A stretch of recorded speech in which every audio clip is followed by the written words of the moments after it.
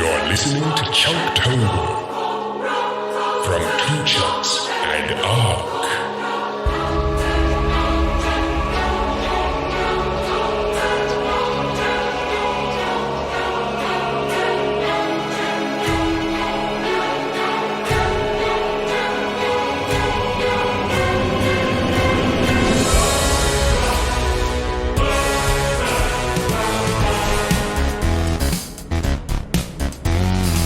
Razor claws and gnashing teeth, eyes that burn with hell's heat, climbing to the world above to drink their fill of human blood.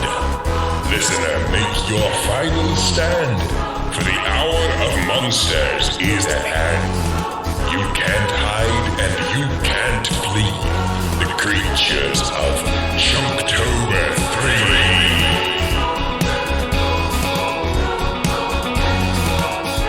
And welcome to Two Chunks and a Hunk. My name is Jordan Wonders, and this week I'm probably your chunk. Ooh. I'm Doge, and you see what we're talking about here is an organism that imitates other life forms, and it imitates them perfectly.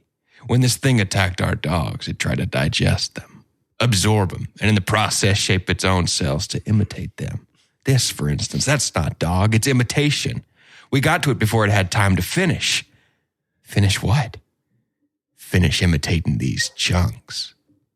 all of your remotely southern accents. It turns into McConaughey. No, it's Woody Harrelson. It's not McConaughey at all. It is True Detective season 1, Matthew McConaughey. Shout out to season 4 happening pretty soon. I think. Yeah. It's actually in the cold. It's like in an Arctic area. Wait, really? Yeah. Yeah. Jodie Foster's in it. Whoa, you guys have information I haven't heard. We talk a lot. Who said it on the podcast? I don't remember the Arctic part. Oh. At all. Yeah. It's in Alaska. Season 1's a 10, season 2's a 6, and season 3 was like a 7.5 for me. So I'm hoping that we trend back up. An 8 would be nice, yeah. Just head right back the other way. Yeah. I'm Carter, and I know you gentlemen have been through a lot. But when you find the time, I'd rather not spend the rest of this winter tied to this chunking couch. That was one of the two quotes I was hoping to hear. The other one is my favorite quote from this whole movie, which is, of course, thanks for thinking about it.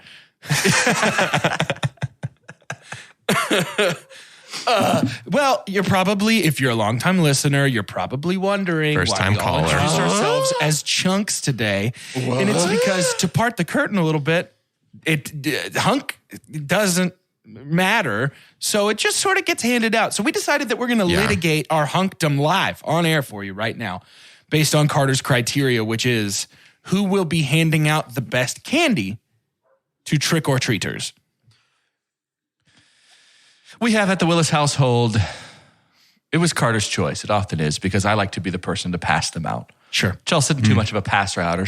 We're just in there and she's pausing the show when the kids ring the doorbell. Every time I talk to her about kids, she's like, I wish they would work for their candy. Stop expecting free candy just for ringing a doorbell. Anymore. Yeah, exactly. That's the problem with kids today. Exactly. Her maiden name is Wonka. I have a big old mixed bag of and we only do one kind of candy here at the house, and we don't have chocolate, so I can understand that people would be maybe down on that. But I just do the little mini nerd boxes, boys. So the ones that are fully grape, the ones that are fully strawberry. Happened upon a bag that had the fully cherry and the fully lemon, like the fully green. Oh, well, there was green? there's a red and green. So yeah, they we're used just to have doing a them little cherry boxes. limeade or like a cherry lemonade nerd that was like one color outside, really one good color inside. Yeah, like a blue yellow boy, something like that. So we're nerds. It's just nerds. It's pretty simple here. Okay, we're not doing full size. Fair enough. Inflation. I appreciate it. Best time to buy really is the day of Halloween. Next Tuesday is probably very true. Well, November that is 1st. true. That is true. But yeah, we're just nerds here. Jordan, you go. Yeah, I like to pick candy based on one very simple criteria, which is I have found that we do not tend to get many trick-or-treaters, so I want to make sure that I want to eat the candy that they don't pick up. And I'm giving heaping handfuls, you understand. But yeah, there's only so much you can do. So I buy 2 bags. That's all. One is very simply the individual sized Sour Patch Kids, like the little packet of like 5 or 6 of them or whatever.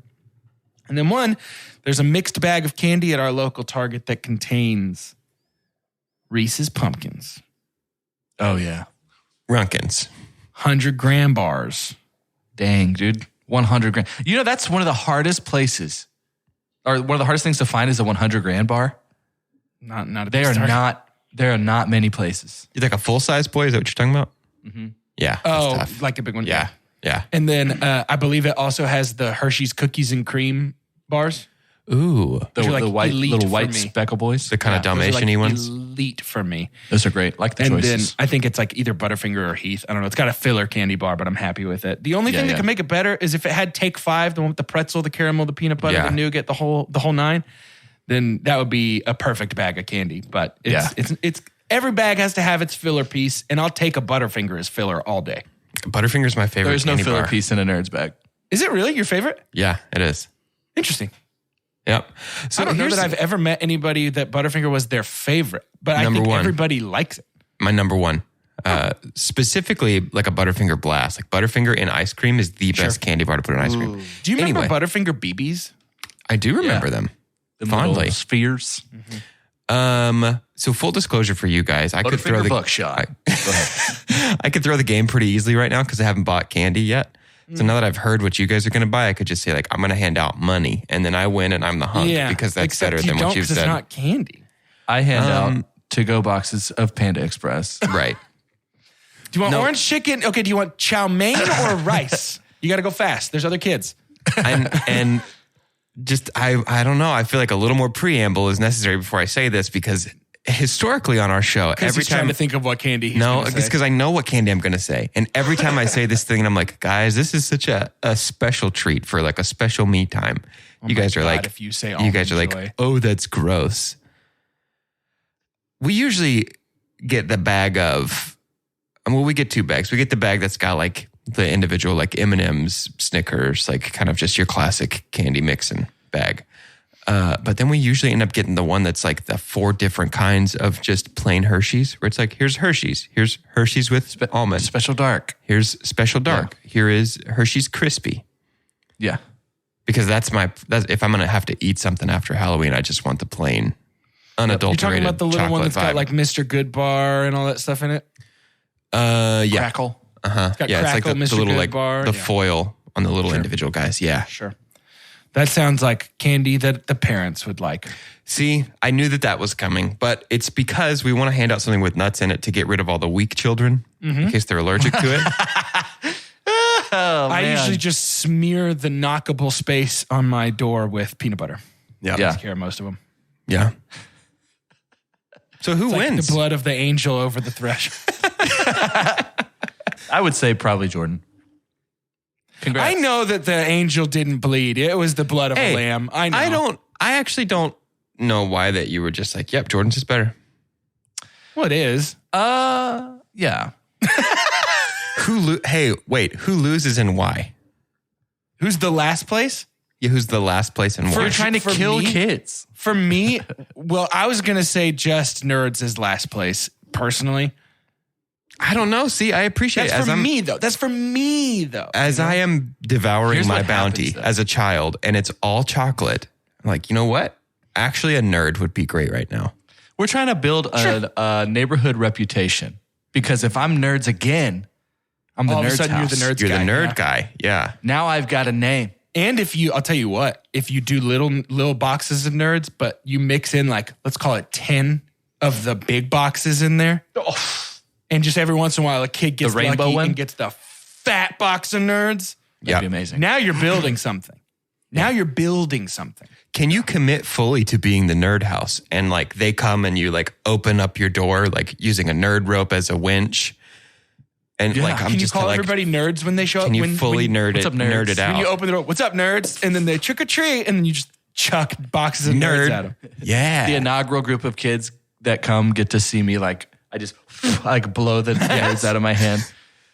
You could do the Gene Wilder, Willy Wonka Yep. Yeah. entrance. Yeah, I think The fall come back. this thing has legs. Yeah. You should be the nerd house. Don't hide that under a bushel, Carter. No. Let it shine. Sorry, it's degraded me. Anytime we hear bushel, if you go up in the church, like, no. shine. It must shine. My vote is Carter is a hunk for the Nerd House. Nerds. Sounds like two of us vote me, and then the one that desperately doesn't want me to win votes Carter. You voted yourself, Jordan. Right? You voted yourself. I don't know why anybody wouldn't. I don't understand why you wouldn't. I think that needs to be rewarded because looking out for number one has a lot to do with this movie that we're talking about today. It is time to talk about week 4, is it? Of our Yeah. Chunkaween. Nah. Of our Chunktober Chunktober 3 Creature Threacher. Chunkaween is our Discord after dark that you can sign up for. Do you guys think that our naming conventions are getting away from us a little bit? Chunktober 3 Creature Threacher? No, I think that's totally... Creature Threacher series.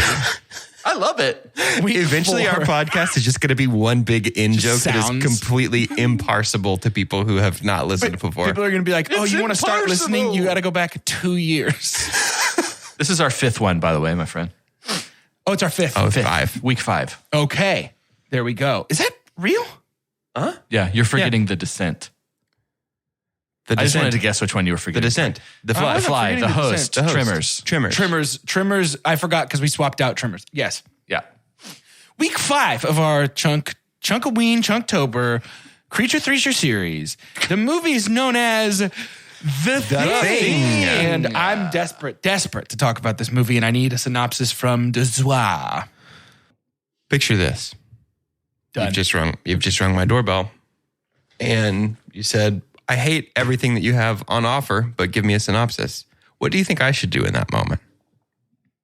Probably give me some of your peepaw candy.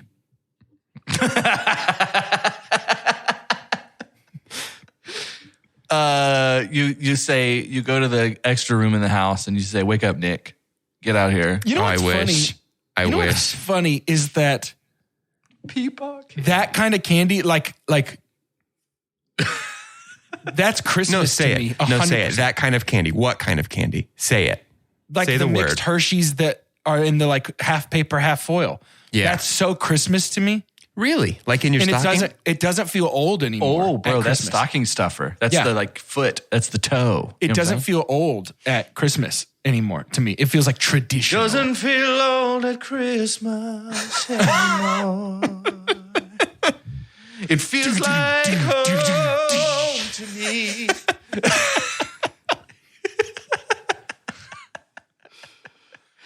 Man, we got some morning energy. Do you today, guys, it's the first time we've recorded in a morning in a long time. Yeah. Do you guys want a fancy synopsis or an edgy synopsis? I think I want the quickest pot. No, never mind. I want edgy. I decided that I want edgy.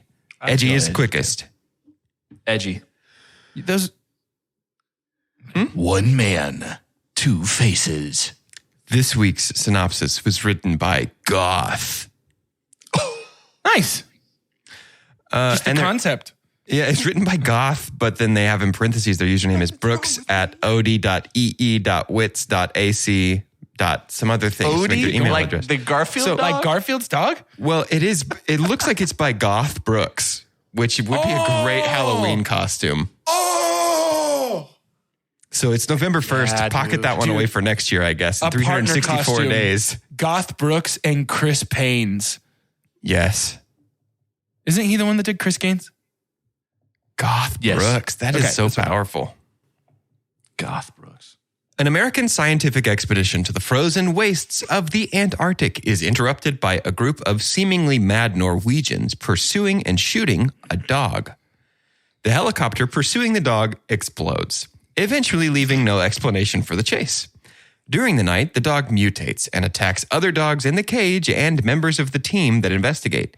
The team soon realizes that an alien life form with the ability to take over other bodies is on the loose, and they don't know who may already have been taken over. Excellent. Okay. Carter, Friends can in I low out places. you? Yeah. Is that okay? I've been so thrilled about this episode because yesterday Carter texted me and let me know that he had a very specific experience with this film. And I don't want to take away the prestige from you, but I just want to say that text filled me with such hype, such beautiful hype. And I've been riding high, not on the movie, but on your text since I received it. What does your text say? Yeah, do you want to let us in on that a little bit? Yeah, I just texted. I mean, it was fresh off of being done. And there is this fun thing that happens when, I think with, especially with people that have, I think the three of us are batting close to 1,000. That's a sports term. It's a really good thing to bat 1,000. It's impossible. Because if you get 1,000 10 out of hits 10. on a baseball, then you don't have to play anymore. We tend to, in our like little diagram, like recommend things to each other with good knowledge of if someone's going to like it. I think I do trust the two of you. If you give me something, it's not I'm going to wait till I have time. It's like, I need to make time now. Right. Had to wait for the sake of the podcast to watch the thing. And so as soon as I'm done, I need to let Jordan know. And I was already thinking of Jordan throughout the podcast or throughout the movie. I was like, man, it in a way felt like you held this close to your chest because this movie felt like it was made for me. I just texted you simply, I just said wonders. And then it was like a ... a few minutes after. And I just said wonders.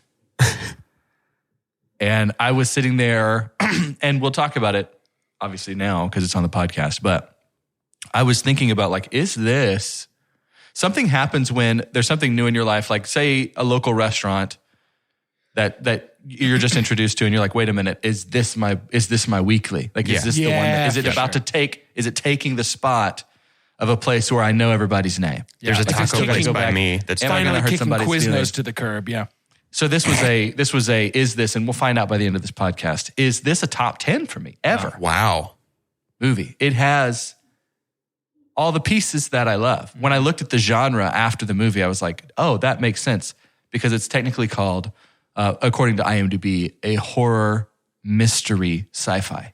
Cool. Excellent. And I was like, oh, these check some big boxes. Sure. But Excellent. Yeah. needless to say, I really, really enjoyed this experience. Man, that honestly makes me so happy. I didn't, it's been either a year or 2 years. I don't remember when I watched this for the first time, but I didn't grow up with this or anything. You know, I watched it as an adult for the first time. And I remember one of the first things I thought was, man, there's a lot of shared DNA with Alien here. A ton of shared DNA with Alien. Yeah, 3 years after. And one of the things that makes both Alien and this movie so special is, and they present it in different ways, but this movie, John Carpenter does this well in general, but this movie, the escalation of paranoia and distrust throughout this movie is the best in the game. Like, so good. Yeah. You know, there's something special about, I love that you can really never get back the vibe of like late 70s, early 80s horror. Right. Sure. You can try and replicate, but you can't get it back. And the vibe is immediate. It's just so freaking slow, but in the best way. But yeah, you're right, Jordan. It does have a lot to do with Alien. And when you start diving into some of the like trivia behind things, there was a lot of movies that were influencing what people thought about The Thing. Sure. Yeah. But I would say the big difference between Alien and The Thing for me was, in terms narratively, is the mystery side of things. Yeah. Of, wait, but it can be one of us. That's the best part about all of this to me. Yeah. Is like it was like equal parts Clue. It had a touch of 12 Angry Men for me, of just this vibe They were of pretty distrust. pissed, yeah. And somebody's trying to lead the way, and you're like, but can we even trust you? Yeah, for sure. Layers. So yeah, Can I super dump and get it out of the way? Oh, sure. The paranoia, the state of paranoia is absolutely excellent. I think it's the best, well, not the best thing about this movie. It's the best thing in the script for this movie. If we were to regard that, the state of paranoia as the destination, the reason that we wanted to make this movie is to explore that paranoia. The road to get to the paranoia, I just don't think really works for me in the way that I think so. Alien worked really well to get our humans to understand that there's an alien trying to eat us because we had access to information that I think made it a lot easier to say, okay, this is what's happening. It just didn't quite work for me when the doctor kind of pieces together the entire puzzle, being like, oh, Sure. this is an alien organism that copies people, and then if it copies them, then we don't know that it's them, and it's trying to copy all of us, and then it will take over the whole world.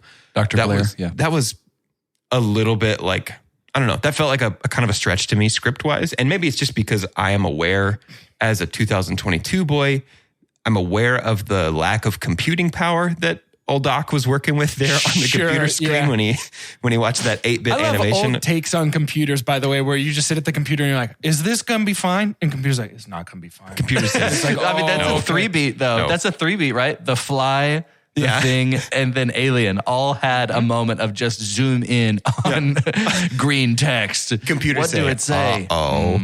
Not good, You know, sir. I thought I was going to disagree with you. I thought you were about to say something different than that, but that's No. my super dump as well. Okay. I would just call it. It's not even expository dialogue. It's like revelatory dialogue. It's like rather than which I understand because we want to go back to the interesting parts, and so we knock out the things that make us understand what's happening very quickly. we have to get from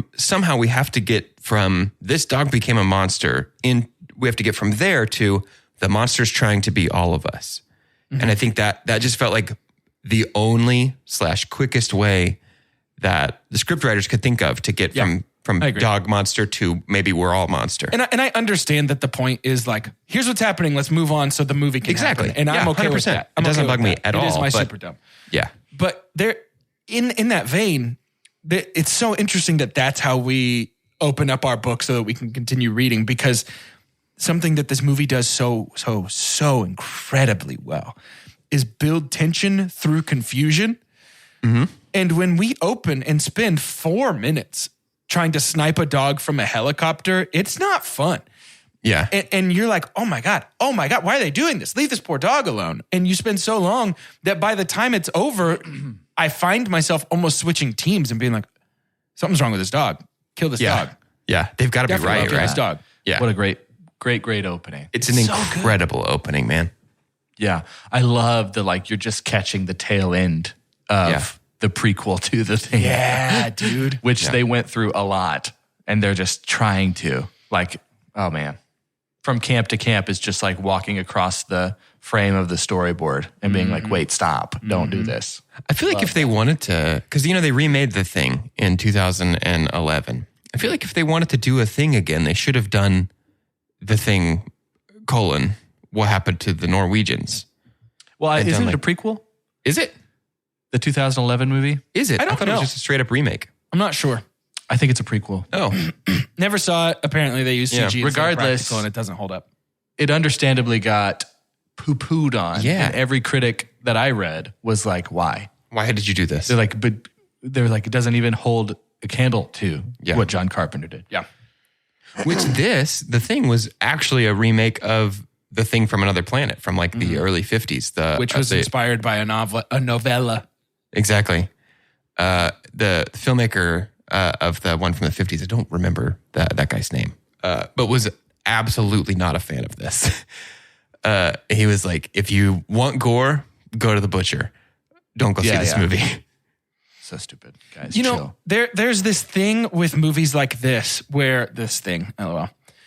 It's going to happen a million times, by the way. As I grew up hearing about The Thing, as you just sort of do with big movies that are culturally relevant, as I grew up hearing about The Thing, the selling point or detracting point, depending on who you talk to, was always the gore. It's so unsettling to look at and all this. And it definitely is. That is a huge win of this movie, in my opinion, is the visual creature design, all that stuff.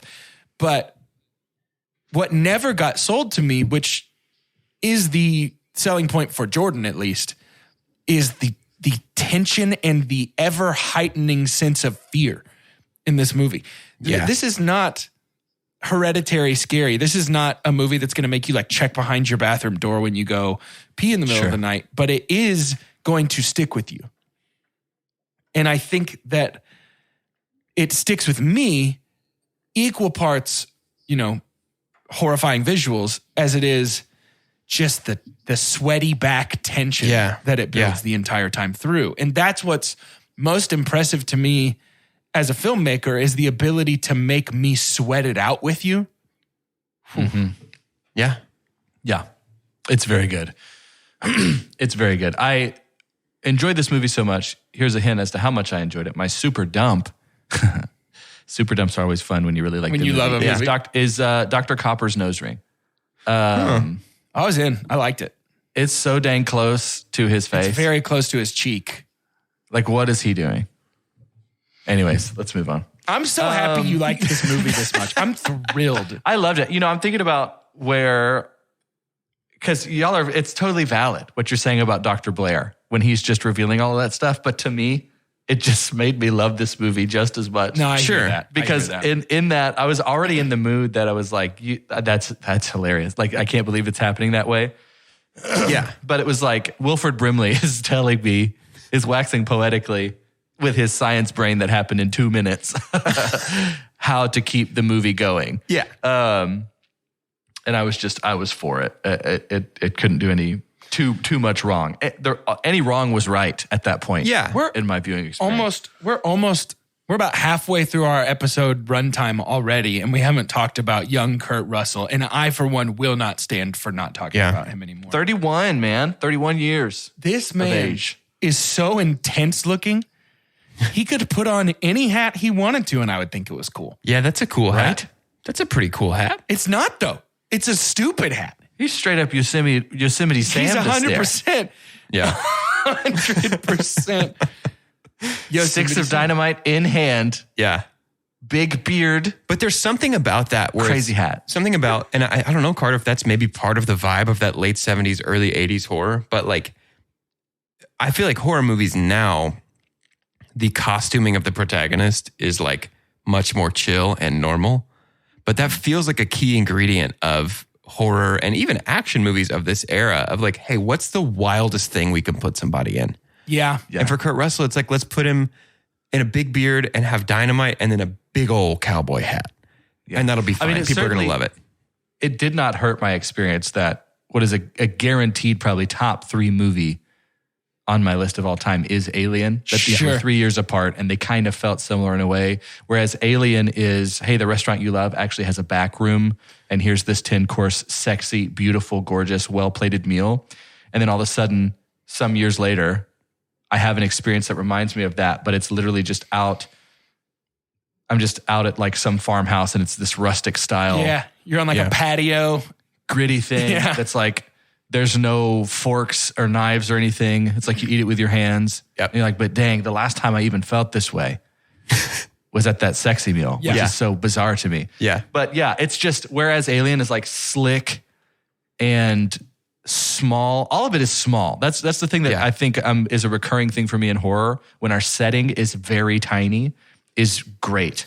Yeah, that horror means- lends itself, bottle episode styles lend themselves to horror so well because it makes us as the audience feel like we also cannot escape this place. Yeah. If you have the mind map already of where to run and hide, that's great. Yeah. That's a good point. There's something really effective when you are rooting for them to go to a certain location because you kind of know the layout.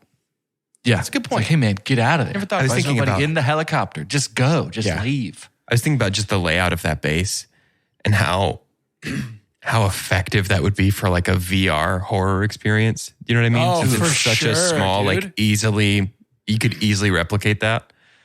No, I wouldn't thanks. be into it. I would not enjoy it. But like, how fun would that be? Like a VR experience where it's like, it's you and then like a couple of other NPCs and like either you're the thing and you have to keep it from them or like one of them is the thing and you have to figure out which one is which. I mean, it's like a party game at that Among point. Us. Yeah. Personally, for me, Among Us was inspired by the thing. Yeah, I guess so. Personally, the only thing I care about right now, chasing that paper.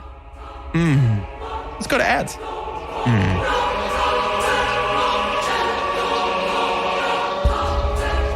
There's been a unique experience, Chunkies, to where both of my co-hosts have gone to use the bathroom. I guess it's not that unique, but it's unique today in that while they're gone, I'm going to surprise them and do all of the advertisements myself. We wrap up our Chunktober series next week with Pan's Labyrinth. That's right.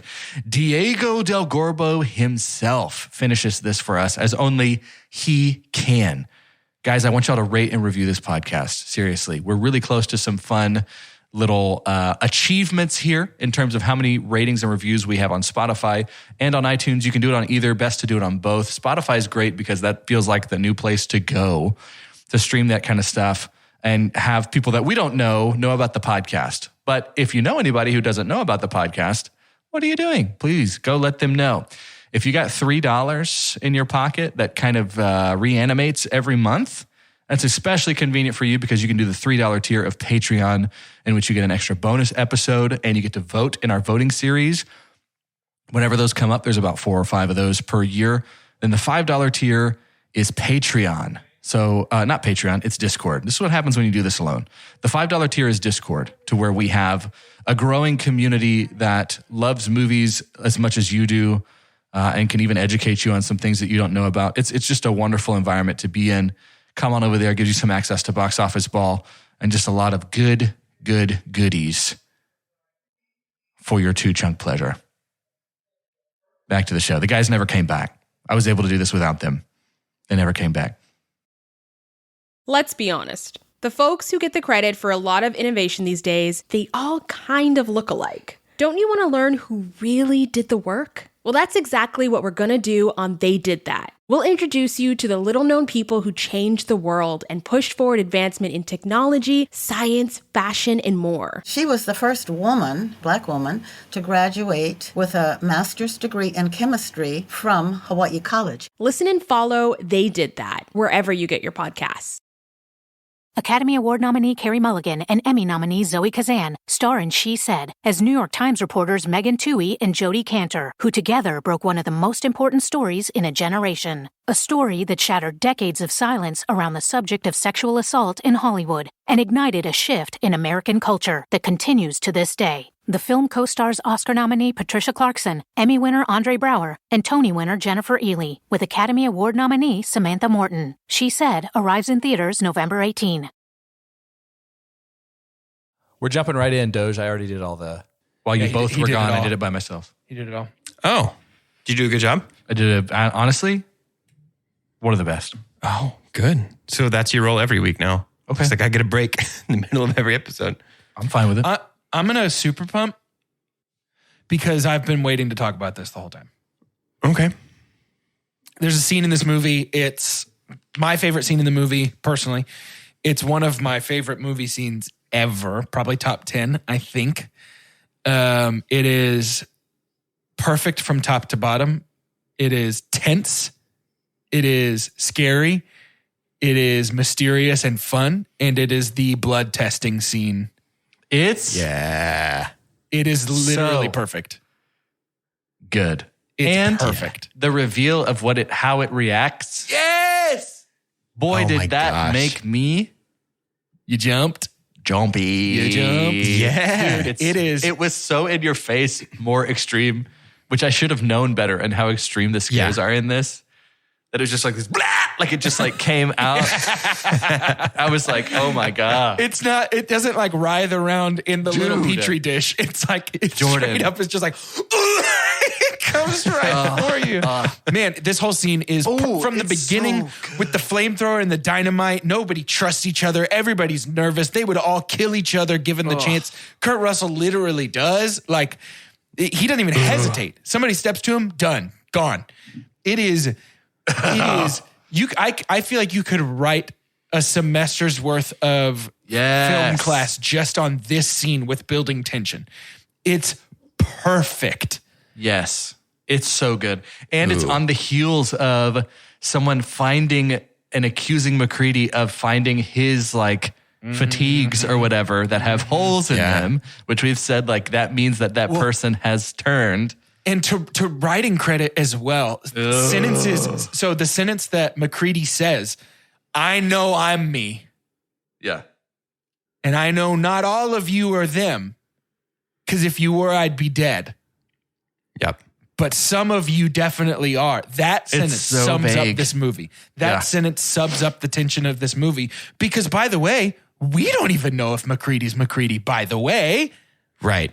Well, and he's like, for some reason, he's not lying if he's not McCready right now. The way he says it, you know? Yeah. Yeah. Yowza. So, I mean, I just think that you gather at that point, what is it, about 8 men into a room, all of whom are in survival mode, like self-preservation mode, big time. And the tension just skyrockets. Well, the tension too of like the homie changing. Yeah. And the other two are tied down and they're trying so hard to get out. They're like, please, like somebody, like the sheer chaos of that was to the point where while this is clearly a ridiculous scenario in a fiction movie, you feel like, oh my God, these poor people, like the empathy is at an all-time high in that moment. Yeah. To where it almost feels real. You're like, oh my God, they're so scared. I would be too. That's why I picked that opening quote too, that Keith David line, because it's just like, it felt so real to be like, please, for the love of God, I don't want to be tied to this couch anymore. That was almost my super. No, that line is the guy with the eyebrows. That's the guy with the eyebrows. Oh yeah, my bad. I read it wrong. But yeah, he's ready to get out. There's also in this scene too, but in several times in this movie, we get some pretty like a couple iconic shots and a couple shots that deserve a lot of credit as well. Specifically, I'm thinking of, I don't remember which crew member it is, but when they light him on fire out in the snow. Yeah. Something about, I mentioned it when we were watching it last night, something about fire on snow is It's the same guy to me. It's the same guy who just changed tied to the couch. Is that who it was? Because his head turns, the top of his head turns into a big mouth. He eats the other guy and then they light him on fire and he runs out and his head is opening and closing. I have no idea how they did that. Yeah. It is the most impressive visual The effect. head crab is also Hey, bad that's to my look super at. pump. That's my super pump. That entire scene. That's my is super the- pump. no That way. entire scene is like, to me, as shocking as the chest burst scene in 100%. Alien. Sure, yeah. But they were just like, you remember how it just came out and it was like, the chest It just burster goes What off, if we yeah. did that and turned it up to 700? Yeah, what because if it I lasted was 4 minutes? legitimately so shocked by this. I was not expecting that at all. The hands Whenever we just keep go trying through. to paddle him back to life, and then the hands go straight through, the tummy becomes a mouth, and then the head stretches off of the body and becomes a little crab. That's the nastiest thing I've ever seen in my life, and it's incredible. It was. Oh my goodness. My face the whole time. I was just like, Yeah. Yep. Also, what is more Incredible. terrifying than a monster that removing a body part just creates a second smaller monster? You know what? That exists though. It's called Worm. It's called Worm. that is true. Dude, yes. That entire scene had me baffled, like in the best way. 100%. And it is funny that we get 100%. like, this is our rustic version of the chest burster. It's just like, Exactly. it is far more grotesque. It lasts longer. It dwells on how gross it is It's for incredible. longer. But homie, Botan, is that the name? Botan? The guy who is the number one, like the lead makeup artist, was like 22 years old. This was like one of his Gee. first big projects. That's Was insane. the thing. Unbelievable. He was hospitalized from exhaustion Wow. in this movie. So imagine being like, I'm could just imagine. trying to make it. I'm trying to make it. It's John Carpenter, who at this point is, relatively well known in 82. Yeah. And it's like, I've got a shot here. And he just gets so obsessed. Like one of them that caught on fire, I don't remember which of these set pieces that he had created, these costumes. Like it was just all lost. They ended up getting a shot from it. But it was like he had spent months creating this thing, and it was not supposed to combust Wow. because the room had just been full of gas, and they were not thinking about that. Someone lights a match, and everything just blows up, and so he loses all of it altogether. But it's not unfortunate. I think sometimes I get not hung up on, but I dwell on like, I think Academy Awards are so interesting in the prestige of the thing because you do have to catch something in the moment. Like something has to be acknowledged in the moment. Yeah. But to me, the fact that there were no Oscar nominations for this and we won for The Fly is ridiculous. And it's pretty weird. because there is a massive influence. Critic influence on movies is huge. And there is this bias, this recency bias that is fascinating to me in Hollywood when we compare it against other things like The Ants to Bug's Life, all that kind of stuff, the stuff that we've mentioned before, The Prestige and The Illusionist, right? Sure. But Yeah. another Alien movie came out days before this and screwed up The Thing royally and Blade Runner. Because here was this dystopian thing again. You know, Alien had done it once, and we didn't see it for a while because people were terrified to try and get close to Ridley, in my opinion. Because he came And out people were and did high on something that Star we've never Wars seen. too. At this point, 82, everything is it's like all why? space is Star Wars. Aliens are Yeah. friends because freaking little Spielberg came out and made one of his best movies of all time in making E.T. mere days before The Thing and Blade Runner release.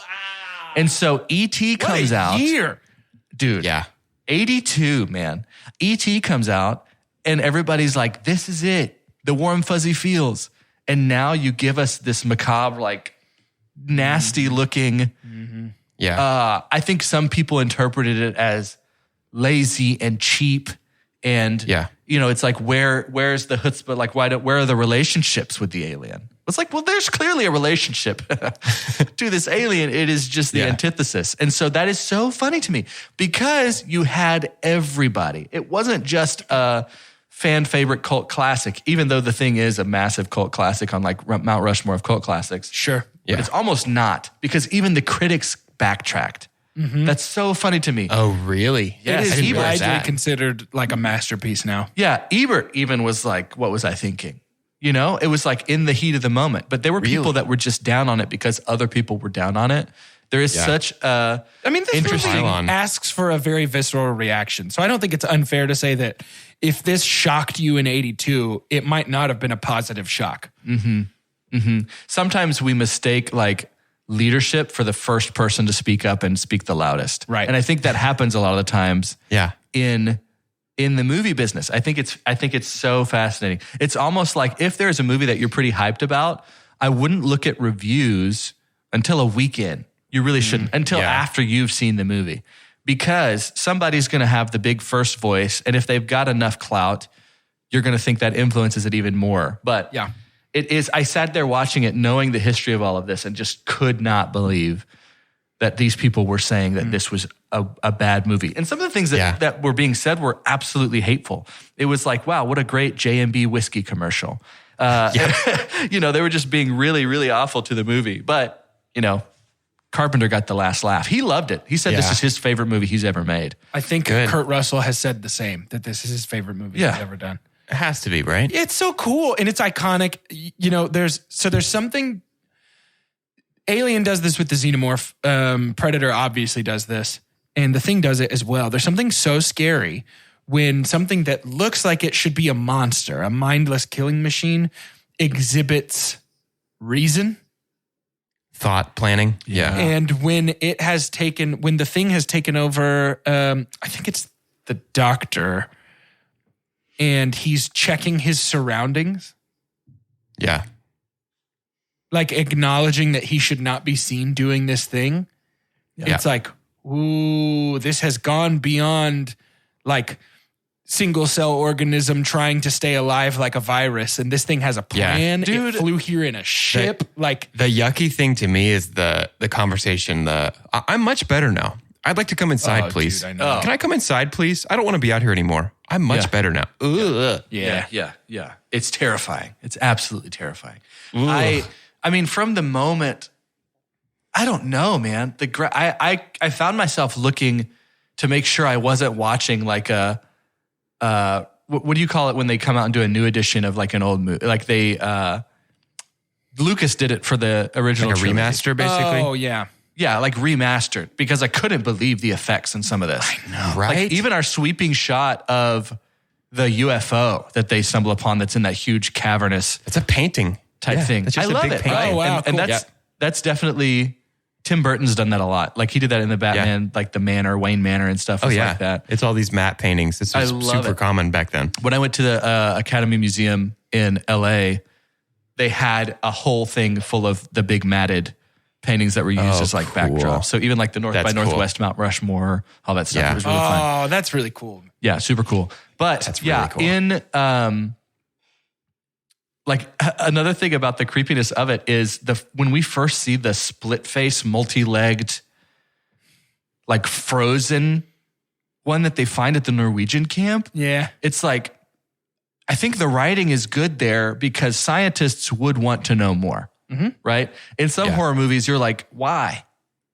Why are you doing that? Why would you do this? And because Carter has no empathy for this corpse, right? No. I'm like, I don't know. But if Carter's a scientist and wants to have, the discovery of the millennium, sure, Right. maybe I take but why are we taking a sample, boys? Like, why did we take the whole festering carcass? I ate the whole thing. Mustache-less Wilford Brimley took me a minute to Wrong. recognize. Sinful, right? I would say. It Sinful looks wrong. to have no mustache. Oh, Man, I can't get over how close that nose ring is to that dude's cheek now. I know, it's like right there. It's a super dump, boys. You're welcome to change yours if you want. Here's something that I love. There's a lot of discussion about the end of this movie, about Love what's the end of going this on movie. here.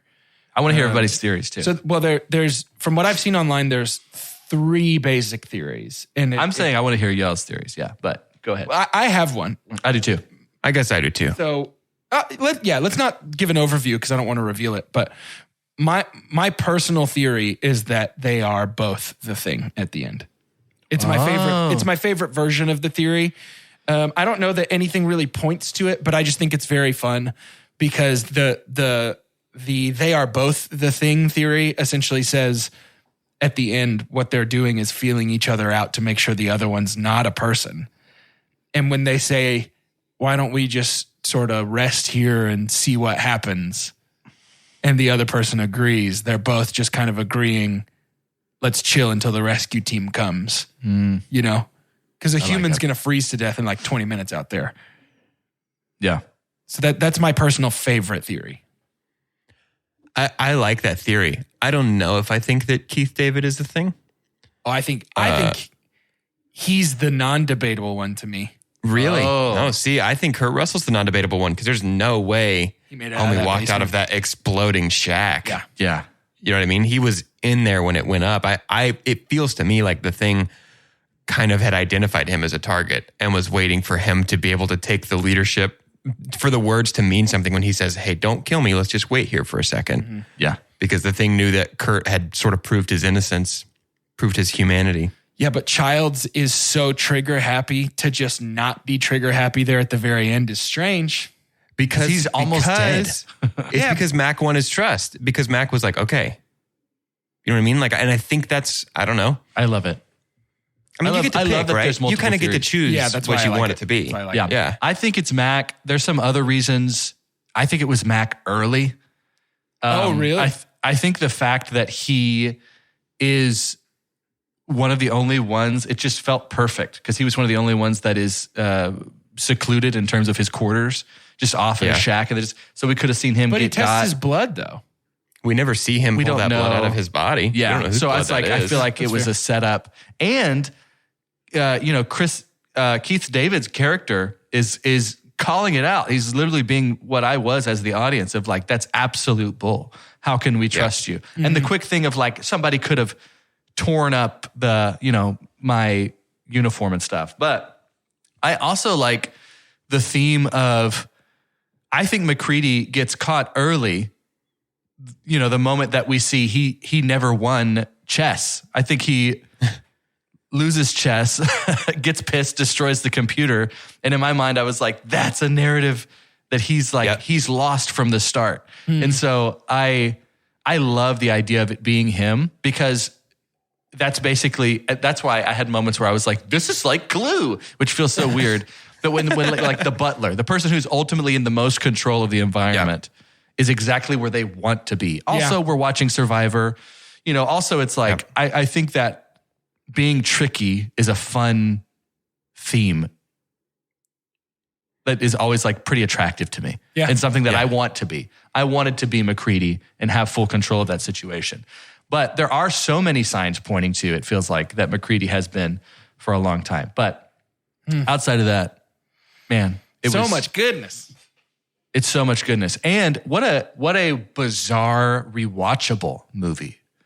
Because it is not torturous. There are certainly scenes that are grotesque. Sure. It's one of the most grotesque things I've ever seen Sure. in my life. But to be at the end of it and be like, I think I might watch it again. I think I want to go back. I want to watch it again to see if I can and I think that's the thing. Like it's an unanswered question in the script that is made to look like a solvable mystery. Yeah. So I think no matter how many times you watch it, you're not going to know. Yeah. Yeah, this was my second satisfying. time. This was my second time, and it was noticeably better than the first time I watched it. Really? Because how so? What made it better? So some of the air of some of the reputation of the movie had worn off after the first time. And I feel like I was really more able to watch it for what it is this time. Because I mentioned the reputation of it's so grotesque, you won't be able to even enjoy it because it's so intense and all this stuff. And so I braced myself a lot more the first time. And this time watching it, I think I was able to enjoy it as a fun movie even more than a horror movie, which to me it is. This is, yes, it's scary, but this movie is fun in a weird way. It's such a horrifying concept to turn into a fun movie, but it is a fun movie. Yeah. And so, I think I was just able to enjoy this watch even more. And I loved it the first time. Don't get me wrong. This movie probably did not end up in the black in terms of what it made, because it cost $15 million to make, and it worldwide, which was pretty much only a U.S. release, made $19 million. Yeah, I can't imagine this would have even been allowed to. Which I think I have friends that's their annual salary, so that's wild. Yeah, same. You're I got a thinking of bunch me. of rich friends. Yeah. But it's when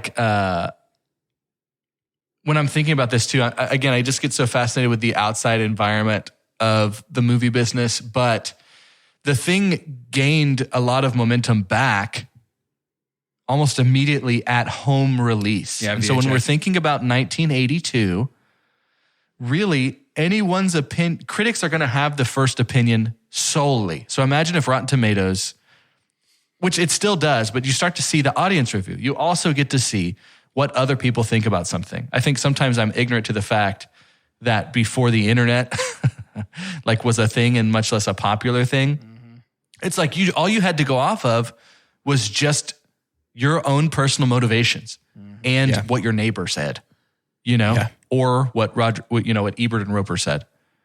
It's bizarre to me, but I love the home movie comeback. That's 2 weeks in a row that we've had that, because we had that with Tremors too. Yep. When people get a hold of it and they're like, what? And then all of a sudden now culture decides, I really trust the opinion of people I trust more than the opinion of people that have the title. I'll tell you what, this is a powerful couple of weeks of movies between Tremors and The Thing and then Pan's Labyrinth a week from next now. week. Yeah. That's a pretty powerful trio right there. I'm excited. It's been a pretty powerful series, it has honestly. Been. It has been. So it is actually time to rate The Thing, believe it or not.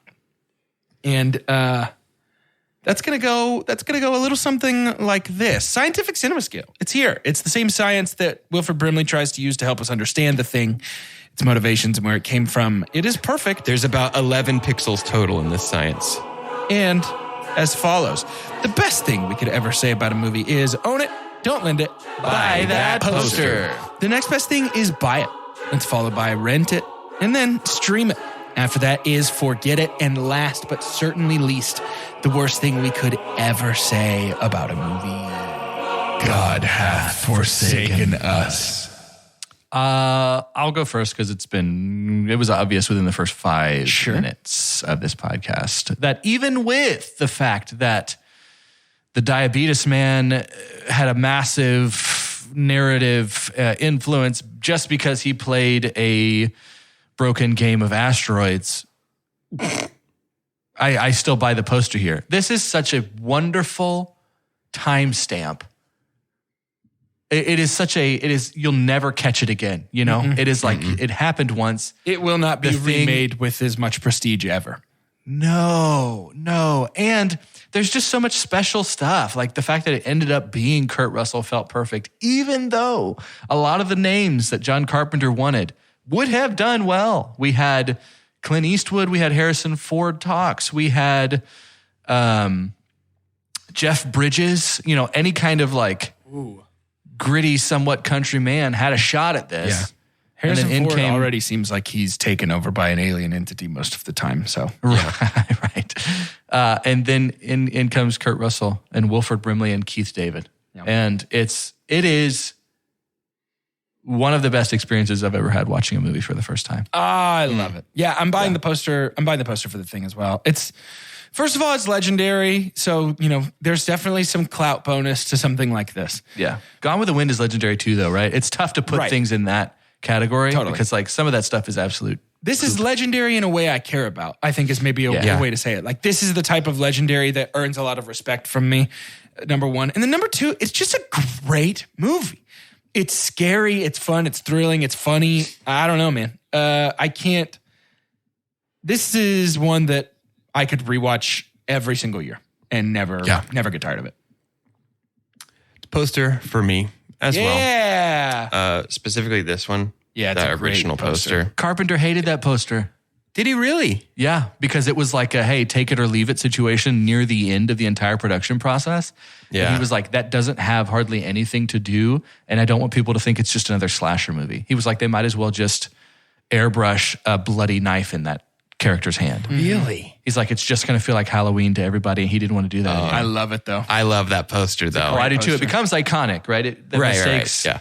If there was a poster that was just a quiet, small nighttime shot of the base, I would want that. The so base, like with the desperately. dog sitting outside it or something? Yeah. A nighttime Yeah. shot with just those out, like exterior lights on. Yeah.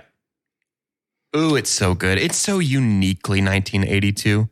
Dude. It is. Like just the print of the film, like these anamorphics that we're using with the like coating to make them even glowier. Like it's just, I don't know, man. It just looks and feels so uniquely early 80s and it's perfect. I love it. We didn't even talk about how the setting of Antarctica really, really adds to the tension here. They are so isolated and so alone. Yeah. Yeah. They have no choice but to fight. Yeah. Yeah. If Alien is the mithril vest, gorgeous and glimmering, Yeah. the thing is when we see it in its organic form, just in the massive walls of rock of mithril. Yeah. Just like it is, both of these things are beautiful to behold. And Yeah. I mean, just the thing, I guess the podcast is ending, but all the fun makeup stuff and the prosthetics was like, I wasn't surprised that this was some 22-year-old kid that was literally just given the reins and also told to just ride bareback. Yeah. It was just like, Exactly. dude, just do it. Yeah. I was like, hey, dude, there Yes. are no rules. He Make was exactly never what you told want to make. no. Yeah. Yeah. And that was one of the best decisions. You can tell that Carpenter you can tell could've made. that almost nothing in this movie was instantly rejected. I think Carpenter is a Right. very thoughtful filmmaker, but on top of that, I think that I don't know, sometimes it's the right guy for the right job at the right time. And that's what this feels like. It feels like he had the vision, he had the balls to do the thing, make the call and make this good.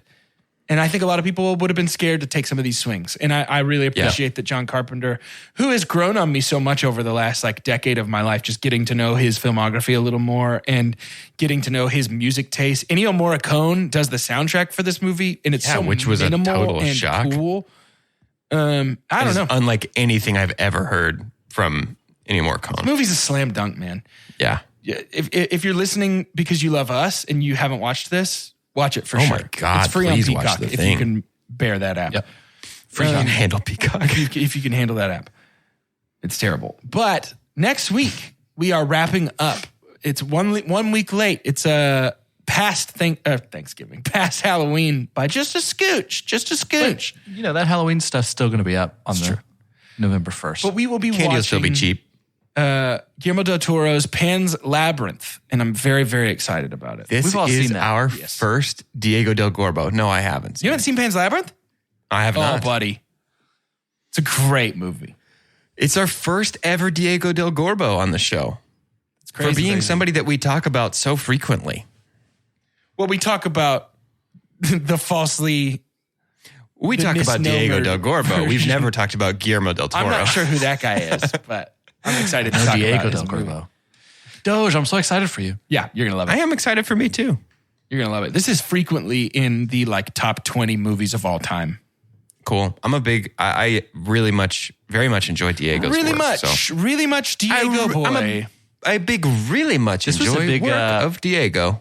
Big old silver platter Diego introduction to the movie world for a lot of people was Pan's Labyrinth. I think this was his first movie that was successful in the States. Anyway, to end today's episode, I'd like for each of us to say our name and what type of horrific transfer information we would go through if the thing got us. For 2 Chunks and a Hunk, I'm Jordan. And I think for me, the mouth would appear on the back of my neck and my head would be like, chomp, chomp, chomp, chomp, chomp, like behind me. And my arms would turn backwards and my feet would turn around the other direction and I would grow large. And He's a big backwards boy. well, but I'm picturing like Strong Sad from Homestar Runner, how he's just basically like a trapezoid with arms and legs. I think I would sort of morph into that. I'm Doge. A lot of fingers. Just fingers all the way too down. many, huh? Too many fingers. Like too many fingers, and they're all either too long or too short and have either too many or too few fingernails. Yeah. I love it. It's a theory that I'm just now coming up with, but a lot of the morphing maybe had something to do with maybe a certain identity in which these men found in themselves. Whether they liked it about themselves or not. You know, Windows was all about getting a nickname after his glasses and then his head gets bit. Our doctor who uses his hands loses them immediately. Things like that. I tend to be someone who thinks that I'm pretty empathetic and I've got a big heart. So I think what happens is the reveal is very subtle that I've just been changed. I love that it's a slow process. It's not an immediate thing that makes it visually terrifying that you could catch it halfway through, which is some of the brilliance of the creativity of making like, here's 3 dog heads and the guy that I transformed into earlier. Yeah. But for me, when you see me, I'm putting a new shirt on because the other one got ripped up, right? I'm almost transformation, but just as I'm turning, you catch a glimpse of like a little bit left of my heart outside of my body, but then you watch it sink into my chest. And I'm like trying to play it off as I put the shirt down. And I'm like, did you find it? And they're like, It's like a reverse Temple of Doom. That's crazy. Yeah, they're like, what are you doing? Little Kalima, crazy boy. Yuck. Wow.